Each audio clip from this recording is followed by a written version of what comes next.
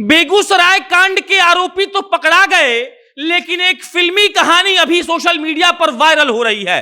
वो फिल्मी कहानी है कि बेगूसराय कांड का आरोपी केशव, जिसको नागा भी लोग कहते हैं, वो कैसे अरेस्ट हुआ। कहा जा रहा है कि देखिए वो भाग रहा था झारखंड और उसको ट्रेन में से अरेस्ट कर लिया गया, लेकिन उसके अरेस्ट होने की कहानी एकदम फिल्मी है। अब कहानी क्या है, इसको एकदम ध्यान से सुनिए। केशव उर्फ नागा गोलीबारी कर चुका था और केशव ने अपनी गर्लफ्रेंड को मैसेज किया कि डॉन को पकड़ना मुश्किल ही नहीं नामुमकिन है। और उसके बाद उसकी गर्लफ्रेंड ने कहा कि देखो तुमने अपराध किया है और तुम जो कर रहे हो वो गलत है।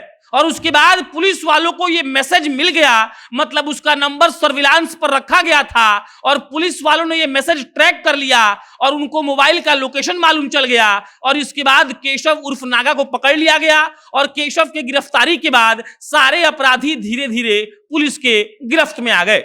यह कहानी यही नहीं रुकती है, इसके अलावा एक और फिल्मी कहानी है। फिल्मी कहानी यह है कि देखिए जो केशव और नागा है, केशव में सुमित जो उसका दूसरा दोस्त था, जो आरोपी है, जो पकड़ा गया है, केशव और सुमित में इस बात का चैलेंज लगा था कि कौन कितना दहशत फैला सकता है। केशव ने सुमित को कहा था कि बेगूसराय में जो जितना दहशत फैलाएगा वही बेगूसराय का राजा कहलाएगा। आप समझिए, पुलिस वाले फिल्म का स्क्रिप्ट लिख रहे थे, प्रेस कॉन्फ्रेंस कर रहे थे, या वाकई में अपराधियों की कहानी सुना रहे थे, इसका कोई भी समझ अब तक नहीं है। मतलब ये कि पुलिस वाले कह रहे हैं कि केशव ने 30 किलोमीटर तक गोलीबारी करने के बाद अपनी गर्लफ्रेंड को मैसेज किया और बताया कि देखो हम ऐसा कांड कर दिए, लेकिन हम डॉन हैं और हमको पकड़ना मुश्किल ही नहीं नामुमकिन है। इसके बाद उसकी गर्लफ्रेंड ने कहा कि तुमने गलत किया है, तुम ऐसा करोगे तो पकड़ा जाओगे। और ये सब मैसेज जब आदान प्रदान चल रहा था, तब पुलिस वालों का नंबर जो सर्विलांस पर डाला गया था तब पकड़ा गया। और उसके बाद जब मालूम चला लोकेशन, तो मालूम चला कि मौर्या लोग ट्रेन से केशव देवघर भाग रहा है।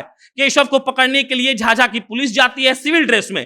केशव पकड़ा जाता है और उसके बाद केशव अपने सारे दोस्तों का नाम बताता है और सारे दोस्त भी पुलिस के गिरफ्त में आ जाते हैं। और उसके बाद भी जब अपराधियों से पूछा जाता है कि तुम लोगों ने ऐसा कांड क्यों किया, तब पुलिस के अनुसार केशव ने उनको यह बताया कि मेरे और सुमित में इस बात का चैलेंज लगा था कि कौन कितना अपराध कर सकता है, कौन कितना दहशत फैला सकता है। और बात यह तय हुई थी कि जो जितना दहशत फैलाएगा वही बेगूसराय का राजा कहलाएगा। इसीलिए हम लोग मोटरसाइकिल से निकले और दहशत फैलाकर अपने आप को काबिल साबित करने लगे।